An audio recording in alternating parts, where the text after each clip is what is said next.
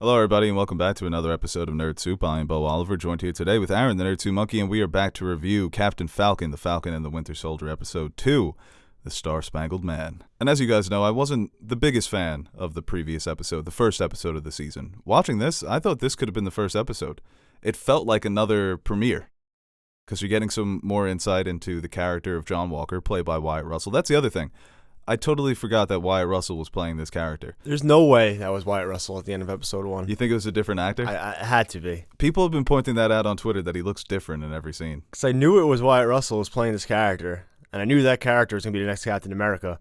But at the end of last episode, I'm like, who the fuck is this guy? Yeah, under that mask, it's weird. Yeah. Maybe that's a theory, right? It's Mephisto. Stop it. What? Stop. Sorry.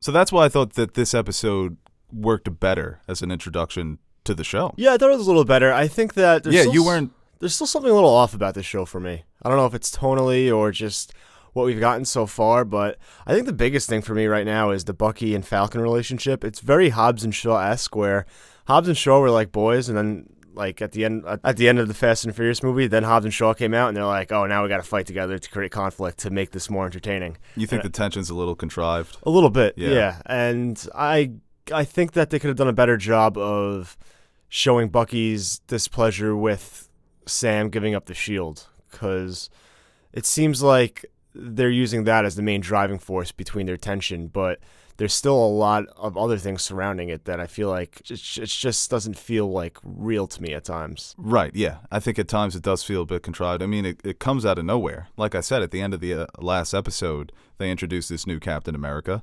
It's pretty abrupt. Then Bucky just shows up at the airport to confront Sam over this. And we do get some insight into his thinking here, that he feels if Falcon can't live up to the mantle that Steve passed down to him, maybe Steve was wrong about Falcon, maybe Steve was wrong about him. Mm-hmm. And people have complained about Steve Rogers' ending in Endgame because of the Bucky character, saying that he left behind his friend that is dealing with so much mentally. But yeah, no, at times it's friction for the sake of creating comedy, creating a fun dynamic between the two characters. And I think that's what stands out, is that the two actors have a lot of chemistry. So the chemistry is there. They're kind of carrying it, whereas the narrative and the story maybe isn't up to speed. Yeah. And I do enjoy their back and forth, but I think sometimes it's like... Well, at times it's not funny. Yeah. Their first scene together when they're talking about androids, aliens, and wizards, not funny. But I think their interactions did get funnier as the episode goes along, when he called him Freaky Magoo in the therapy session. That's Bucky's new name, Freaky Magoo. Or White Panther. White Panther, yeah. And he corrects him. He's like, it's actually White Wolf. Mm-hmm. I'd like to see him take up that moniker instead of the Winter Soldier. You think that both characters are kind of going to shed those names, right? Falcon ends the series as Captain America. Maybe Bucky ends as White Wolf. I think there is precedent for that in the comics. Yeah, and I think, like you said earlier, like the biggest thing this episode, I think, is more insight into John Walker. And we do know, like, the intentions of putting him in that position as a new Captain America could be, like, if there is going to be a conflict or where they're an antagonist, it's going to be, I think, because of the government putting John Walker in that position, not John Walker as a person, because for all intents and purposes, he seems like a pretty decent guy who's doing it for the right reasons. Right, and I think the actor Wyatt Russell did such a great job of being the protagonist of his story, showing us the uncertainty, the self-doubt of living up to the legacy of Steve Rogers while also being an annoying thorn in the side of the heroes that we already know. Right. He balanced that pretty well. But yeah, I think that, like you said, he is genuine in his pursuits of being Captain America, but he seems a little, I don't want to say dumb, but he's almost too excited about it. He's smiling throughout that first fight. He doesn't even realize that he's fighting super soldiers. Like, you're totally out of your element here, guy. But he's throwing up thumbs, he's smiling, he's giving his friend a thumbs up. So I think that, yeah, he's the perfect candidate for the government to manipulate. Mm-hmm. And it comes down to the superhero, the super soldier serum. Does the government have some hand in that? How is that serum still out there? And that's what they're all tracking, because they realize these individuals, the flag smashers, are super soldiers. And it's something that they set up in Civil War, and even though it was a dupe, but no, there they are. Yeah. 5 of them. We learned that there was more even before now. What did I say, the Korean War with Isaiah? Yes, Isaiah Bradley. So this has been happening for a while, and we see how he was treated versus Captain America, Steve Rogers, and how he was put in jail for however many years. 30 years, he said. Yeah. So the dark side of superheroism that you usually don't see in the Marvel Universe. This is something out of The Boys. Very similar to the plotline in The Boys when they go and visit the victim of Stormfront's attack. That's kind of how it felt for me. I'm sure we'll get more into that and kind of how... Well, you think it was the government... Because he said it's a combination of the U.S. government and Hydra. Bucky points that out, that he says, your people weren't done with me too. And we know that Hydra infiltrated S.H.I.E.L.D. So maybe that's how they recreated this super soldier serum, through Isaiah Bradley. Yeah, that's very possible, and I think we'll definitely get more insight into that and kind of what's been going on behind the scenes all these years with the super soldier serum and things like that. But it adds an interesting wrinkle. I mean, we kind of, I figured at least that Zemo was going to be the big bad, and we are going to get Zemo next week, it seems like, but... Well, I think he definitely could be behind...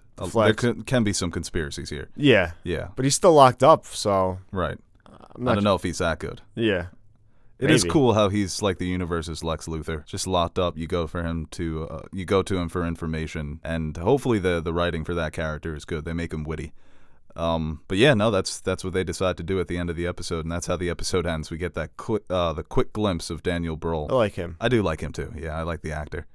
Going back to the Isaiah Bradley character, he's got a fascinating role in the comics. He is kind of this underground superhero legend that all the black superheroes in the world are aware of, but the general public really isn't. I mean, we saw it in this episode that Steve Rogers was hailed as a hero after his sacrifice, and after everything Isaiah Bradley did, he was basically just treated as a lab rat, as an experiment. And that actor, Carl Lumbly, was great in that scene. I was trying to figure out how old he was, because I was like, that's not a 90-year-old man, but then he's got the superhero serum. How does the aging work with these serums? Bucky looks great. Steve looked like a bag of shit at the end of Endgame. Well, I think because Bucky was always put on ice, so they were preserving him. Okay. Steve just decided to naturally age there. Yeah. Okay. And Isaiah looks an older man, like he would be. He's an older man, but he's buff still. Well, yeah, he fucking threw the thing into the wall, but Bucky just doesn't age. Good for him. And another one of Bucky's nightmares, right? Having this history with this guy, and apparently pulled off his fucking arm. It's not the first time Bucky lost his arm. Isaiah Bradley ripped it off. So he was talking shit to him, and it's eye-opening for Sam. He's ready for round 2. Right, yeah.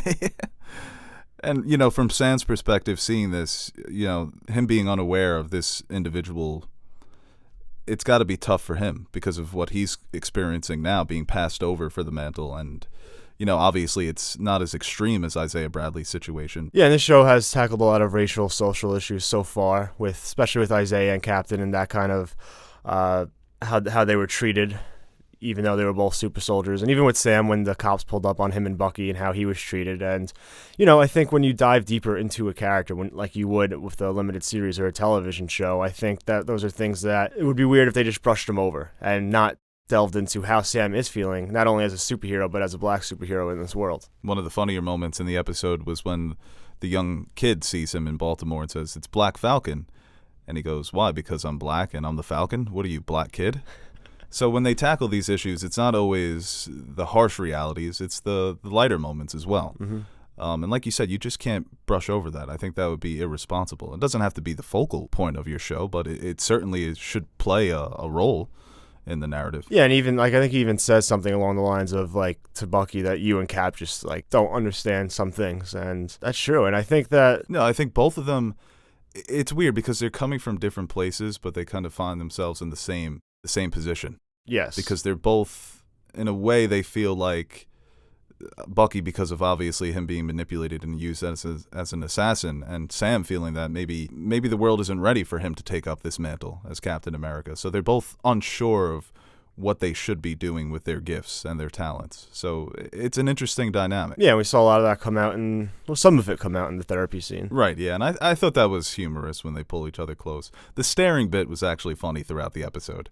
When she says you got to do the soul-gazing exercise, and Bucky's all excited. Yeah. It's like, oh, can't wait for this. He's got a good stare. I thought the action was better in this episode. It was it was really fun to see this Captain America show up and not even realize what he's getting into. I just kept imagining this guy fighting Ultron.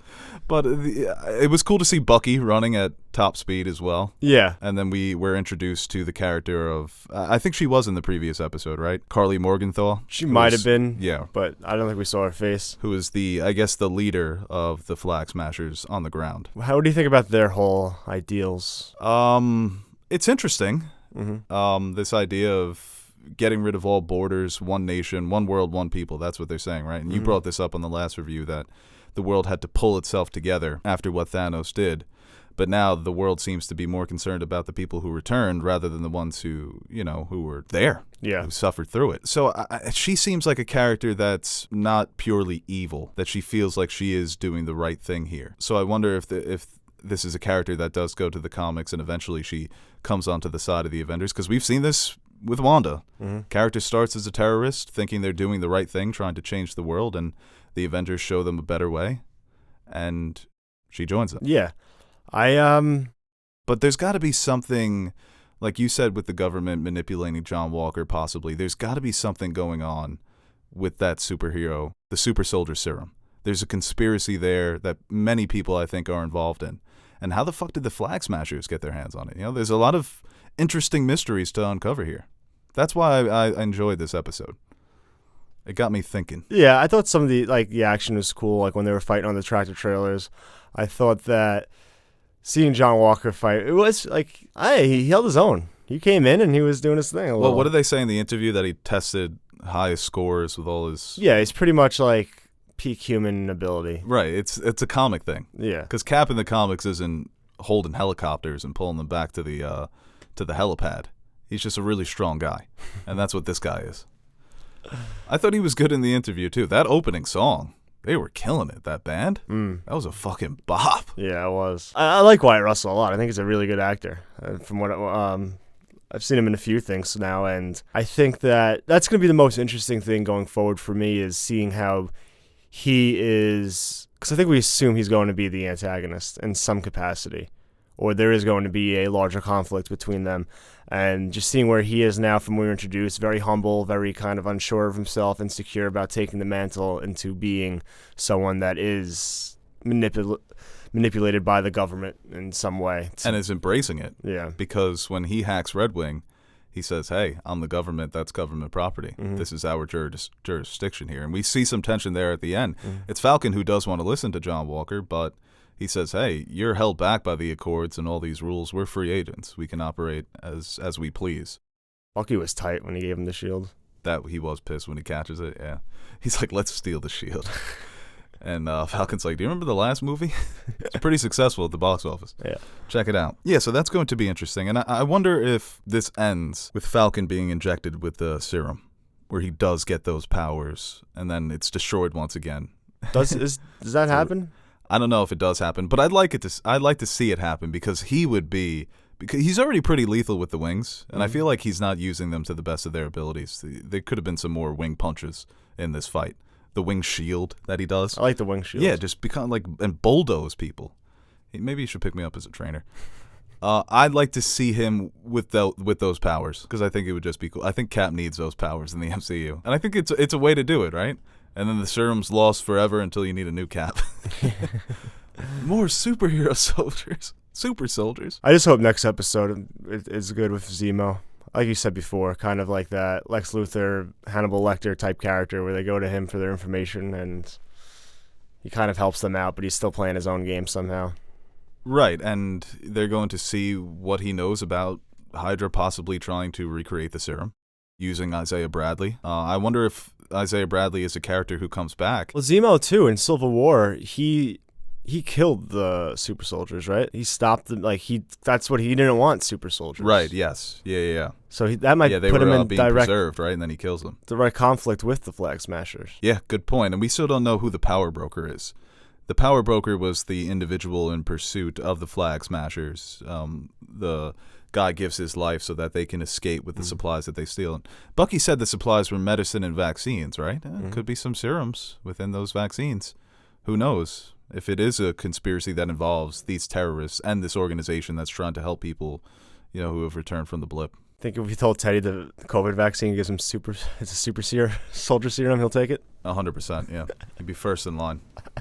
But I'm looking forward to the next episode because of some of the things that they revealed in this episode, some of the characters and some possible conspiracies. So yeah, I thought it was a better second episode of The Falcon and the Winter Soldier. Yeah, and each episode's a little bit longer than WandaVision, which makes sense, shorter season. So, but I mean, next week is episode 3, so I would assume it's got to start picking up. You know what was really good? What? Invincible.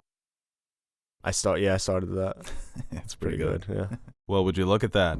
It's finally over. Hey guys, Beau Oliver here for one final send-off. Now, before I beg you guys to like and share this video, I'd like to thank our very special Patreon pledgers. We are very proud of the community we've been able to build here at NerdSoup, and it would not have been possible without our Patreon supporters. You guys are the true MVPs of this channel. Everything I've said, you keep the fridge full, you keep the lights on. There aren't enough words to thank you guys, but we'll do it anyway. Thank you. And we have a few videos coming up that have been suggested to us by Patreon pledgers. My Hero Academia, Neon Genesis Evangelion, and Full Metal Alchemist will be reviewed by Marissa, and yours truly, and Castlevania, which will be reviewed by Marissa and Aaron. And if you'd like to consider donating to our Patreon page, you can visit patreon.com/nerdsoup and check out some of the rewards we offer to our listeners. And really, we'd like to thank everyone who takes the time out of their day to watch our videos. Patreon pledger or not, your support is what keeps us motivated to keep giving the world our opinions on movies and TV shows and video games and pop culture, even though no one asked for it. We're still here, we're still yapping, and we hope you continue to join us. I'm Beau Oliver, and I support this message.